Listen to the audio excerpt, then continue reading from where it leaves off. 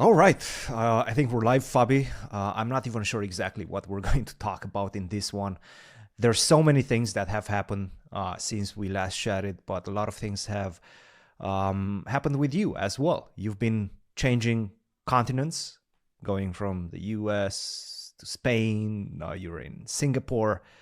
And for the first time in a long time, I think since 2018, you're playing a long form classical time control match against Magnus Carlsen. That's Well, pretty interesting.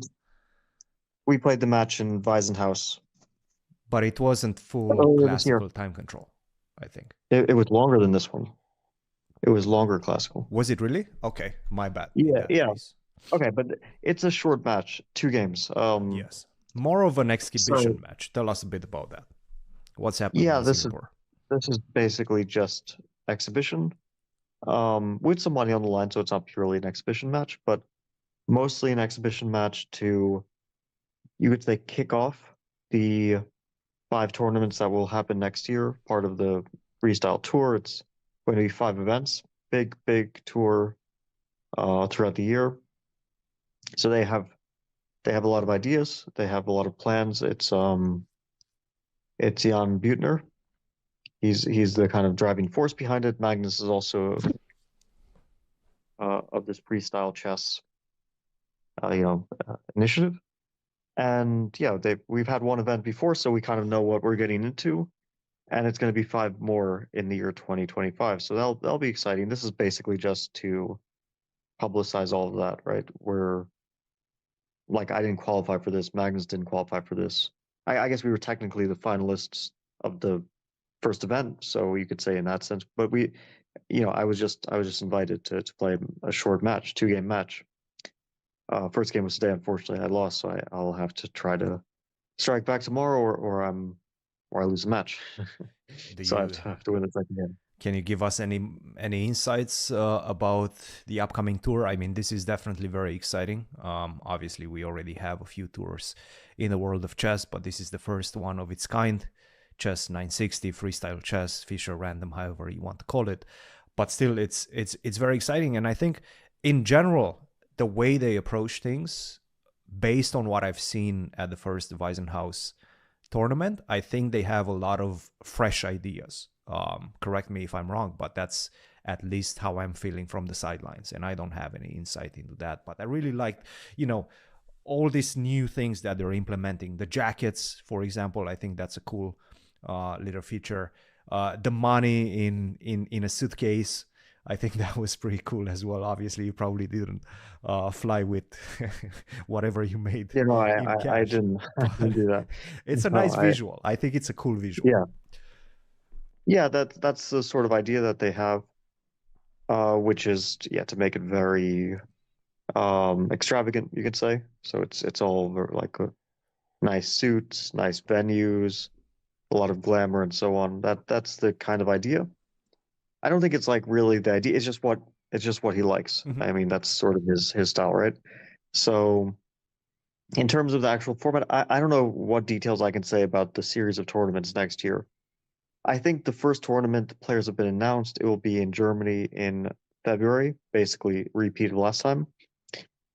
That'll be the first event. I don't know if I can say dates about the other events. Like I have the kind of Yeah, I think the dates have the more or less been announced. I don't know if they will stay that way, but I think they have all the dates somewhere okay. announced.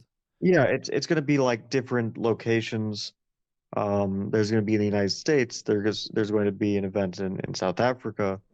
Um, just gonna obviously Europe is going to be the kind of central location, as it usually is for chess events. But it'll be exciting to see chess come to the US in a venue. I mean, obviously, St. Louis has so many chess events, so many great chess events.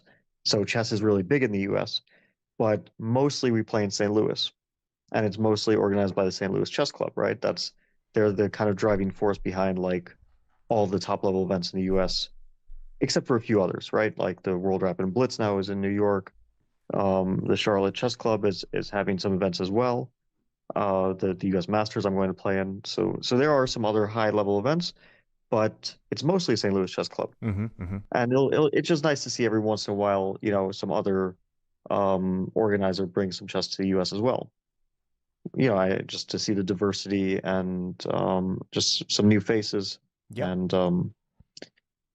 thing is like personally, I know that my opinion and Magnus's opinion differs on this. Like he likes classical, Fischer random, freestyle, whatever you want to call it. Yes. I prefer it for rapid. Mm-hmm. Like he wants to play classical, and I understand the logic. It's very clear because he wants to delve deep in a new position. Yes. I want to play it for rapid because I just feel like, okay, if we're going to play Fisher random, part of the reason is also to increase the entertainment factor, and rapid is generally like the perfect balance between quality and entertainment. Right. Of course, I'm happy to play classical as well, but my personal preference would be for rapid. I think generally, I mean, Magnus obviously still likes chess very much. He just doesn't like all the preparation that's needed to stay, not necessarily to stay at the top, because he can still stay at the top even if he probably doesn't spend 20% of what he used to spend on opening preparation. But he just, I guess, doesn't like this game, this new meta of chess, where you really have to delve deep into your opening preparation. Otherwise, you're not going to get much. Sure. So That's the case. Yeah, yeah, that's true. that seems to be The the thing is, case for him. I don't think that we should take that as anything besides a personal preference. Yes, And yes, I think of he said course. that himself, that he's not saying that classical chess with the normal configuration of pieces and the standard time control of, let's say, hour and a half per side, or very often 2 hours per side, or whatever, with increment. He's not saying that's bad.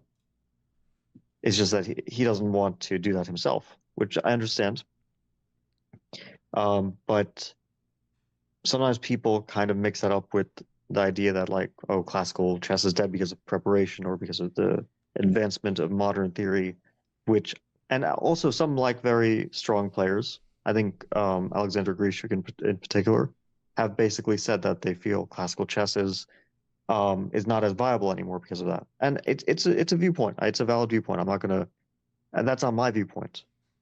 I see it differently, not because, like, when you analyze chess, you analyze openings and you see that the computer says everything is a draw, and you get that impression. But and that's my feeling too. But then when I play tournaments, I see that that's really not what happens in practice. It's what happens when you analyze. But what happens in practice is that in this game, someone doesn't want to play a drawish opening because they want to experiment. In that game, they don't play a drawish opening because they want to potentially win with the black pieces. So then you get a fight. In another game, someone plays a drawish opening, they get a drawish position, but then you misplay it because people are, they're humans and they misplay positions. In another game, you play a drawish opening, your opponent deviates because they're trying to avoid some kind of drawish line. Then the black side gets the advantage. They start to get ambitious, they're pressing, and then something unpredictable happens, and who knows who wins, right? Yeah. And sometimes people just forget their preparation or their analysis, and some bullshit starts from the very first moves. I mean, not from the very first moves, but someone forgets some line, they make a serious mistake, and then unpredictable stuff begins. Or sometimes people just lose in very bad fashion from the start. And the cumulative effect of this, all these potential different outcomes, aside from, there is obviously the other outcome, which is that people play drawish openings and then make boring draws, which Yeah. of course does happen. Yeah. But the cumulative effect is that you have classical chess, which has all sorts of possibilities, and not all of it is boring. Some of it is fun. So I don't see classical chess as being boring or dead.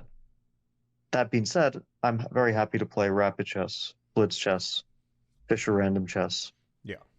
freestyle, if you want to call it that. And it's not That's going away. I mean, classical chess is not going away, and all of these people that are saying that it's so difficult to get an advantage out of the opening. I think you made a very good point in that at some point, in the words of the great Misha Antipov, everybody fucks up. yeah. That's true. This is a story from No, it's really true. our prep from from the candidates, right? When we were trying to find advantages in all sorts of openings. Sometimes in I don't know if I can say that, but in the Italian, you've played so many Italian scenes. It's not Yeah, this is it's not not a something big new. secret. It's not a huge secret, but the computer will always find a way to zeros. But yeah, everybody messes things up at some So of point. course, when you analyze, everything is zeros, including some positions that are like you feel like one side is really on the worst side of it, but somehow it's still okay. I mean, a a good example is that people now play the knight takes c4 Petrov, Yeah, yeah. and you can even see how like Magnus played against Wesley in Kolkata, in Rapid.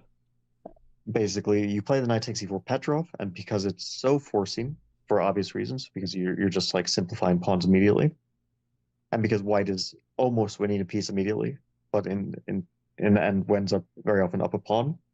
But in the process of winning a pawn goes to some endgames which are kind of simplified and which black has some kind of nebulous compensation, which turns out to be enough to draw objectively. Hmm. It's very similar to a few years ago the Catalan line that Hikaru and Jan Nepomucci were The pawn playing sacrifice. constant, the Yeah. pawn sacrifice. It's like you either play a pawn down middle game or a pawn down end game, and Hikaru basically played like 20 games in this line, mostly surviving, every once in a while not surviving. It's very cynical. Yeah, of course, you people can do it, and it's pretty boring, I have to admit. Um, that is one of the downsides. That yeah, you play e4, and there's a possibility that your opponent plays the knight takes e4 Petrov. On the other hand, people just don't want to do that. I mean, of course, you will have some people who do it. Um, and if everyone started to play knight takes c4 Petrov and started to play, for example, the line that Hikaru often plays, d4, d5, c4, c5, uh, then yeah, we might reach a point where it's really, really unpleasant to try to win with the white pieces. But everyone has their own ideas, and not everyone wants to try to cynically force a draw with the black pieces in every game. So the outcome, I think, is that classical chess does live on. Yeah. Yeah. And if you see the young guys like Arjun, um, I think Arjun's a good example. Noterbeck is a good example. Of course, the other young players as well, Ali Reza and Gukesh and Prague are like they're fighting players, but more on the kind of classical style compared to Arjun. Like there's a bit of in my view, a stylistic difference. Like Gukesh and Prague are very classical, kind of correct, just trying to play the best moves and sharp players for sure, ambitious, uh, no doubt.